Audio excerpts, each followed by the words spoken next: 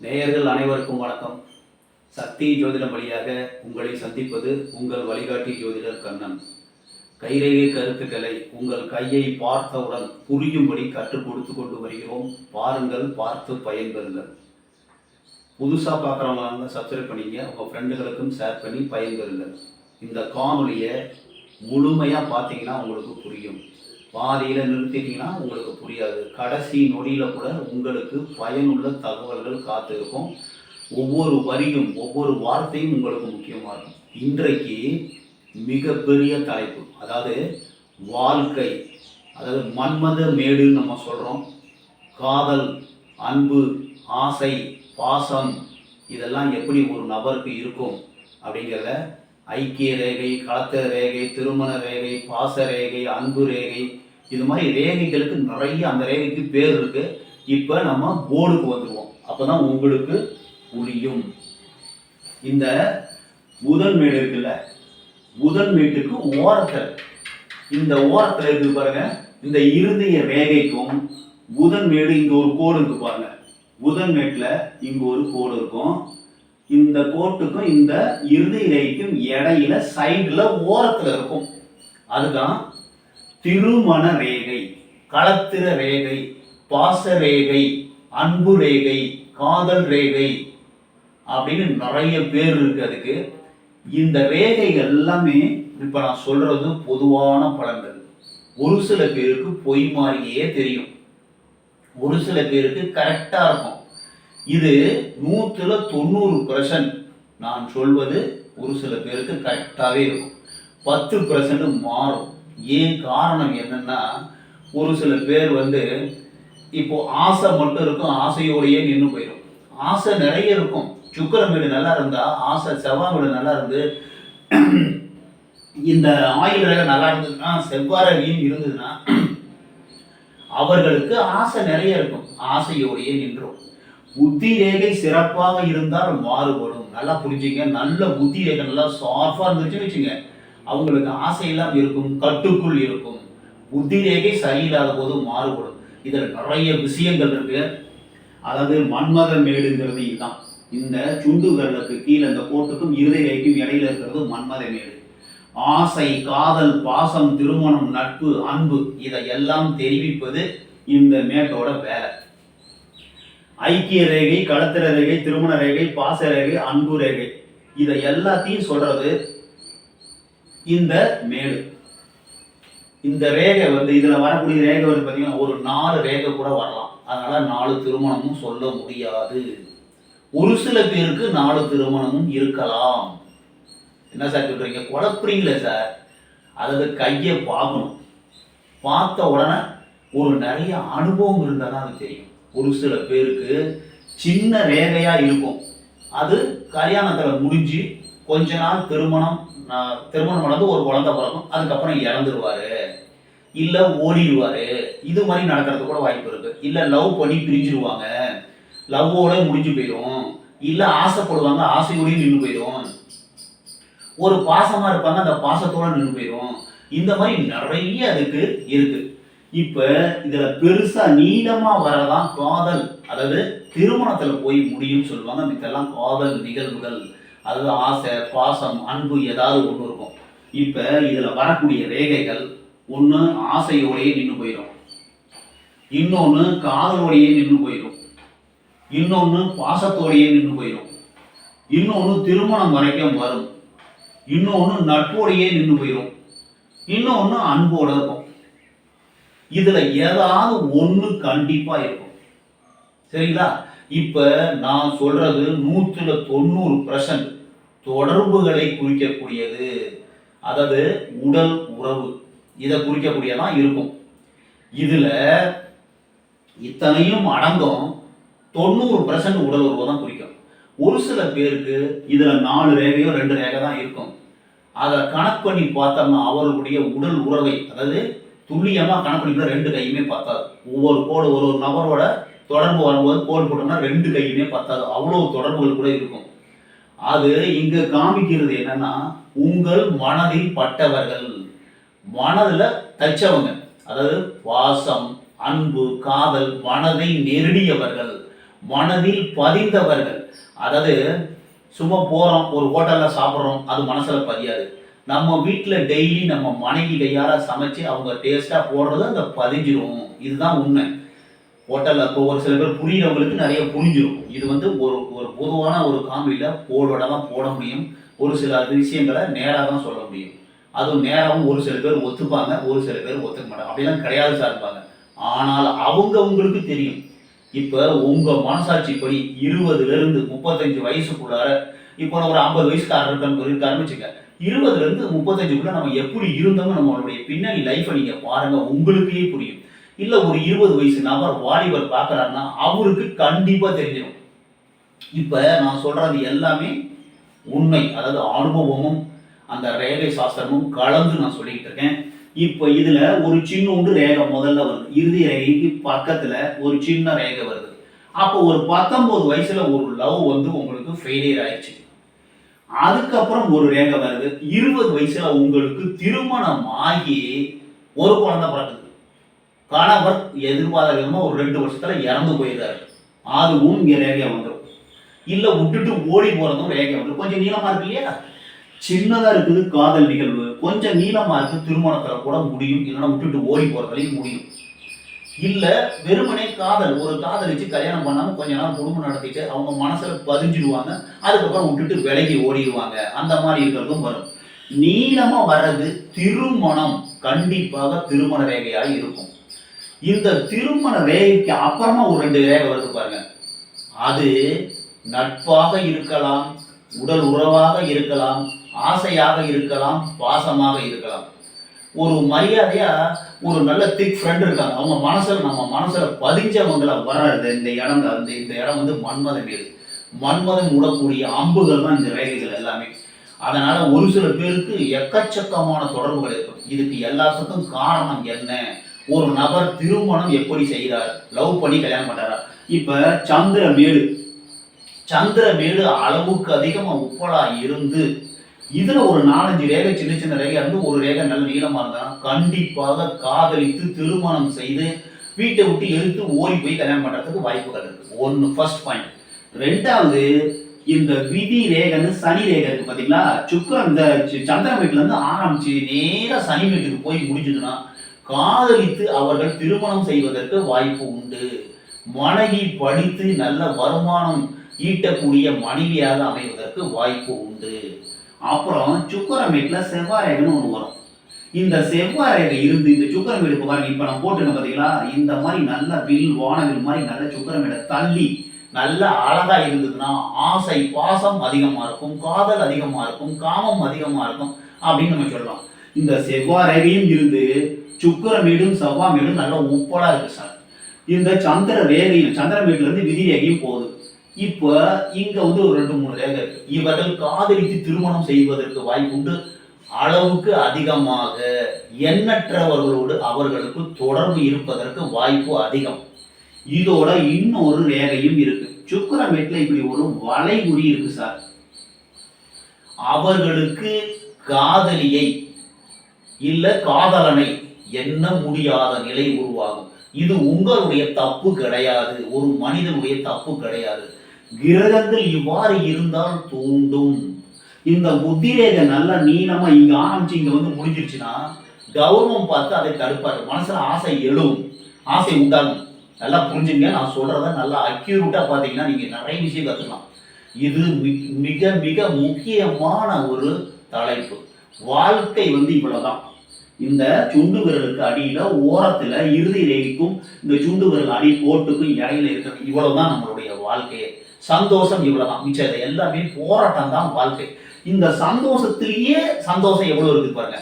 இந்த சுக்கிரமேட்டுல ஒரு வளைகுறி இருந்து சுக்கிரமேடும் அதிகமா இருந்து செவ்வாய் மேடும் அதிகமா இருந்து செவ்வாய் ரேகையும் அதிகமா இருந்ததுன்னா காதல் தனியாது.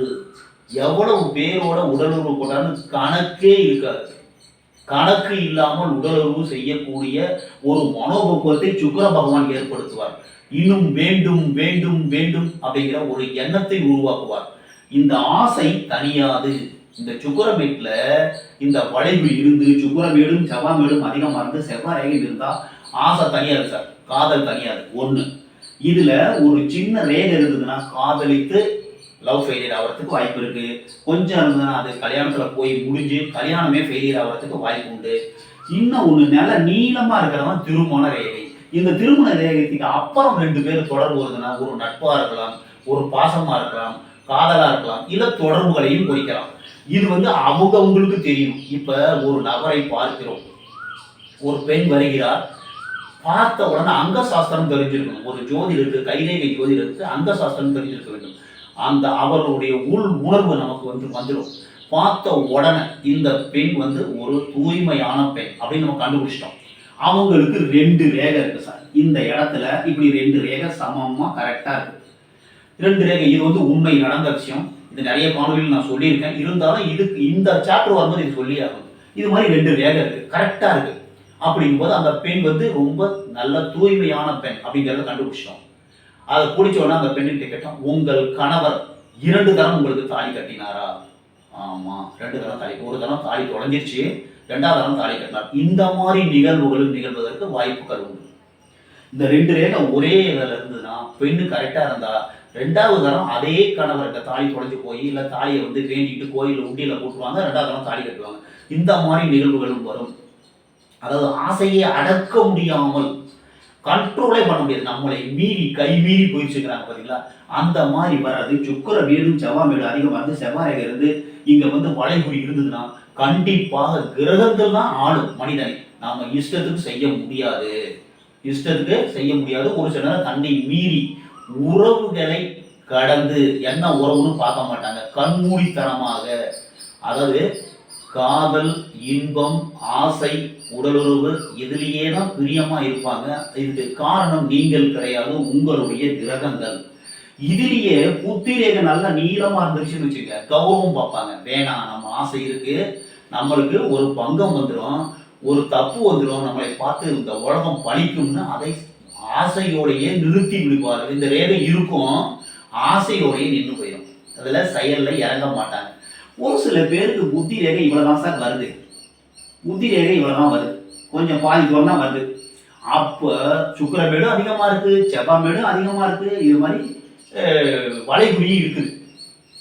இங்கேயும் நேர நிறைய இருக்கு. இந்த பக்கமும் இந்த சந்திரன் வீட்டுல இருந்து விதி ரேகை போகுது சார். இப்ப இவர்களுக்கு எக்கச்சக்கமான தொடர்புகள் இருக்கும். லாஸ்ட்ல காதல், திருமணமும் நடக்கும். ஒரு சில பேருக்கு தொடர்புகள் இருக்காது. காரணம் என்னன்னா, காதல் திருமணம் முடிந்து கணவனும் மனைவியும் சந்தோஷமாக இருப்பதற்கு இந்த ரேகை உதவி செய்யும். இப்ப இங்க சுக்கிர வளையம்னு ஒண்ணு வரும். இப்படி சுக்கிர வளையம் வந்ததுன்னா அதிகமான காதல் உணர்வுகளை ஏற்படுத்துவாங்க. சுக்கிர வளையம் இங்கேயும் வரும். இப்படி வந்தாலும் அது சுக்கிர வளையம் தான். இந்த வளையம் வந்தாலும் அதிகமான காம எண்ணங்கள் அதிகமா இருக்கும். வயதுல கல்யாணம் பண்ணிட்டாங்கன்னா அவங்க கணவனும் மனைவியும் பிரிக்க முடியாமல் உடலுறவில் சந்தோஷத்தின் எல்லைக்கே சென்று குடும்பம் நடத்தக்கூடிய வாய்ப்புகள் உருவாகும். நல்ல குழந்தைகளை பெற்று சந்தோஷமாக வாழ்வதற்கு வாய்ப்பு உண்டு. ஒரு சில பேருக்கு திருமணம் நடக்காது. இதுக்கு காரணம் என்னன்னா, இந்த இடத்துல இருக்க தார ரேகை இப்படி மேல வளைஞ்சிடும், இல்ல இப்படி பெண்டா கூட வரலாம். மேல வளைஞ்சிச்சுன்னா திருமணம் எண்ணமே இருக்காது அவர்களுக்கு. இப்படி கீழே வளைஞ்சு இறுதி ரேகை இப்படி தோடும். இப்படி கீழே இறுதி ரேகை தோடும். கணவனோ மனைவியோ, அதாவது களத்திரம் மரணமடைய கூடும், வியாதி மரணமடைய கூடும். இப்ப இதுல இருந்து இந்த சூரிய மேட்டுக்கு ஒரு ரேகை போகுது சார். இதுல இருந்து நேரா சூரிய மேட்டுக்கு போகுது. அப்ப உயர்ந்த இடத்தில் களத்திரம் அமையும். களத்திரம்னா உங்களுடைய வாழ்க்கை துணை உயர்ந்த இடத்துல, ஆணாய் இருந்தாலும் பெண்ணாய் இருந்தாலும் உயர்ந்த அந்தஸ்தில் உள்ளவர்களை நீங்கள் திருமணம் செய்து கொள்வீர்கள். காதலித்து திருமணம் செய்து கொள்வதற்கு வாய்ப்பு உண்டு. அதற்கு சந்திரமேட்ல இருந்து விதி ரேகை போகும். இந்த மேடுகளும் நல்லா இருக்கணும், செவ்வாய் மேடு, சுக்கிர மேடு நல்லா இருக்கணும். இந்த மாதிரி இருந்துன்னா காதல், திருமணம், அது உயர்ந்த இடத்தில் உள்ள நபர்களை திருமணம் செய்து கொள்வதற்கு வாய்ப்பு உண்டு. இந்த சுக்கிர மேட்ல இருந்து நேர இப்படி இந்த தார ரேகை அந்த திருமண ரேகையை வெட்டுச்சுன்னா காதலில், அதாவது திருமணத்தில் பிளவு ஏற்பட, பிரிவு ஏற்பட, டைவர்ஸ் ஏற்படுறதுக்கு தவறான அமைப்பு வருவதற்கு வாய்ப்புகள் உண்டு. இதை நீங்க பார்த்துக்கணும். இதெல்லாம் சொல்றது எல்லாமே வேற அமைப்பு. என் கையில நீங்க தொடர்ந்து ஒண்ணு கூட இல்லை சார்பாங்க. ஒரு சில பேருக்கு ஒரே ஒரு தார ரேகை தான் இருக்கும். ஆனா சுக்கிர மேடு நல்லா இருந்து செவ்வாய் மேடு செவ்வாய் ரேகை இருந்ததுன்னா எண்ணற்ற தொடர்புகள் இருக்கும். ஒரே ஒரு ரேகை தான் காமிக்கும். அப்போ மனசுல இவங்களுக்கு எதுவுமே இல்லை. மனைவி மட்டுமே அவர்கள் மனதில் இருக்கிறார். மித்தவங்க எல்லாமே அதாவது ஹோட்டல்ல போய் சாப்பிட்ற மாதிரி. இப்போ நீங்க பசிக்குது ஒரு ஹோட்டல்ல போய் சாப்பிட்றோம். இந்த மாதிரி ஒரு சில பேருக்கு இந்த 2 கையுமே பத்தாது. அவ்வளோ உறவுகள் இருக்கிறதுக்கு வாய்ப்பு இருக்கு. இதெல்லாம் நம்ம கையை பார்த்தோன்னா ஒரு நபரை பார்த்தோன்னா சுகர்மேட்டை பார்த்தோன்னா கண்டுபிடிச்சிடலாம். அதுக்கு ஆழ்ந்த அனுபவம் தேவை. அனுபவமும் அதாவது உள் ஒளின்னு ஒன்று, ஆன்மீக உணர்வு, தெய்வ நம்பிக்கை இதெல்லாம் இருந்ததுன்னா கண்டுபிடிக்க முடியும். இன்னும் சொல்லப்போனால் சாஸ்திரங்களை உணர்ந்து கற்று உணர்ந்தவராக இருக்கணும். தெய்வ நம்பிக்கை இருக்கணும். இந்த மாதிரி தான் கண்டுபிடிக்கலாம். நம்ம கையை பாருங்க. உங்க கையில மன்மத மேட்டில் எத்தனை கோடு இருக்குன்னு பாருங்க. நீங்களே செக் பண்ணுங்க உங்க கையை. அப்பதான் உங்களுக்கு புரியும். இப்ப நான் சொல்றது ஒரு சில நேரம் ஒரு சில பேருக்கு 4 ரேகை இருந்திருக்கு. நான் கேட்கும்போது இல்லை சார் எனக்கு கல்யாணமே ஆகலை சார், அந்த மாதிரி நிகழ்வே இல்லை அப்படின்பா. ஒரு சில பேருக்கு உடலுறவோட நின்று போயிடும். 4 பேர் மனசுல பதிஞ்சிருப்பாங்க, கல்யாணமே ஆயிருக்காது. ஒரு சில பேர் எந்த ஒரு அந்த ஒரு விஷயமே தெரியாது, அந்த ரேகையே இருக்காது. ஒரு சில பேருக்கு இருக்காது, தெரியாது. ஒரு சில பேருக்கு ரேகை இருக்கும் அப்படின்னா என்னன்னே தெரியாது. அவருடைய கர்ம பயன், கர்ம வினை. ஒரு சில பேருக்கு இந்த சுக்கரமேட்டுல வளைவு இருந்து செவ்வாய் ரேகை சுக்கரமேடு இந்த ரேகை இருந்ததுன்னா அவர்கள் அளவுக்கு அதிகமாக அந்த எண்ணத்துக்கு அடிமை ஆயிடுவாங்க. இப்ப கொஞ்ச நாள் குடிக்க ஆரம்பிச்சா குடிக்க அடிமை ஆயிடுவாங்க. இது மாதிரி இது மது மாது மது மாது அதாவது நகை இது மாதிரி நிறைய பேர் நிலத்துக்கு ஒரு சில பேர் அதுக்கு அடிமை ஆயிடுவாங்க. அவங்க நிலம் வாங்குறதுக்கு நிலத்தை போய் கட்டி பிடிச்சி படுத்துப்பாங்க, மனைவியை கட்டி பிடிச்சி படுத்துப்பாங்க, நகையை கட்டி பிடிச்சி படுத்துப்பாங்க, பணத்தை கட்டி பிடிச்சி படுத்துப்பாங்க. இதெல்லாம் ஒரு மனதில் எழக்கூடிய ஒரு ஆசைகள். இந்த ஆசையை உண்டு பண்றதுக்கு என்னன்னா கிரகங்கள் தான். இந்த மேடு நல்லா இருந்தது, சுக்கரமேடு நல்லா இருந்ததுன்னா, செவ்வாமேடு நல்லா இருந்தது, இந்த ரேகையும் நல்லா இருந்தது, துண்டு வெட்டுப்படாம இருந்ததுன்னா நல்லா நல்லா சந்தோஷமா இருக்கிறதுக்கு வாய்ப்பு இருக்கு. இப்ப ஒரு சில பேருக்கு 2-3 தான அமைதி இருக்கு. என்ன காரணம்னா இந்த கையில இன்டு மார்க் நிறைய தென்பட்டுச்சுன்னா அந்த மாதிரி உங்களுக்கு 2வது திருமணம் நடைபெற வாய்ப்பு உண்டு. அதே மாதிரி இந்த விதி ரேகை இருக்கு இல்லையா, விதி ரேகையில பிளவு துண்டு இந்த மாதிரி வரும்போது உங்களுக்கு 2 திருமணம் அமைவதற்கு வாய்ப்புகள் உண்டு. இந்த மாதிரி நிறைய விஷயம் இருக்கு. இந்த மேட்ரு சின்னது, இந்த இடம் சின்னது, மன்மத வீடுங்கிறது சின்னது. இதுல காணப்படக்கூடிய ரேகைகள் அதாவது கடல் அளவு விரிஞ்சிருக்கு. இதுல ஓரளவு தான் நான் சொல்ல முடியும். அடுத்து வர ஒரு சில காணொளிகள்ல நம்ம இதை பத்தி நம்ம பார்க்கலாம். ஆனா முடிஞ்ச அளவு நான் விரிவா சொல்லிட்டேன், நல்லா புரிஞ்சுங்க. திரும்ப ஒரு தடவை சொல்றேன். இந்த மன்மத மேட்டுல சின்னதா வர்றது காதல் நிகழ்வுகள், இல்லைன்னா பாசம், அன்பு, நட்பு இதை குறிக்கும். நீளமா வர்றது திருமணத்தை குறிக்கக்கூடியது. திருமண ரேகைக்கு அப்புறமும் 2-3 வந்ததுன்னா ஒன்று உடல் உறவாக இருக்கலாம், அன்பாக இருக்கலாம், பாசமாக இருக்கலாம், நட்பாக இருக்கலாம். இதை கையை முழுமையா சோதனை பண்ணோம்னா கண்டுபிடிச்சிடலாம். புத்தி ரேகை கம்மியா இருந்து இந்த சுக்கிரமேடு நல்லா இருந்ததுன்னா அவர்களுக்கு தொடர்புகளை கட்டுப்படுத்த முடியாது. புத்தியை கொண்டு அவர்களால் தடுக்கவே முடியாது. கண்டிப்பா அதுல அது தவறுதல் நடக்கிறதுக்கு வாய்ப்பு இருக்கு. ஒருத்தருடைய கையை பார்த்தோம்னா இவங்க நல்லவங்களா கெட்டவங்களா, அவங்க தப்பு பண்ணியிருக்காங்களா இல்லையாங்கிறதெல்லாம் கண்டுபிடிச்சிடலாம் நம்ம கையில. இப்ப ஜாதகத்துல அது கண்டுபிடிக்கிறது ஒரு ஆழ்ந்த அனுபவம் வேண்டும். இதே மாதிரி கைரேகையிலும் ஆழ்ந்த அனுபவம் இருக்குதான் கண்டுபிடிக்கணும். ஏறக்குறைய கைரேகையும் ஜாதகமும் ஒன்றே இருந்தாலும் ஜாதகத்தோட கைரேகையில துல்லியமா நம்ம கண்டுபிடிச்சோம். இந்த விஷயத்த துல்லியமா கண்டுபிடிச்சிடலாம். ஒருவர் ஆண்மை வீரம் பொருந்தியவராக இருக்கிறாரான்னு பார்த்தோம்னா நம்ம சுக்கிரமேட்டை பார்க்கணும்.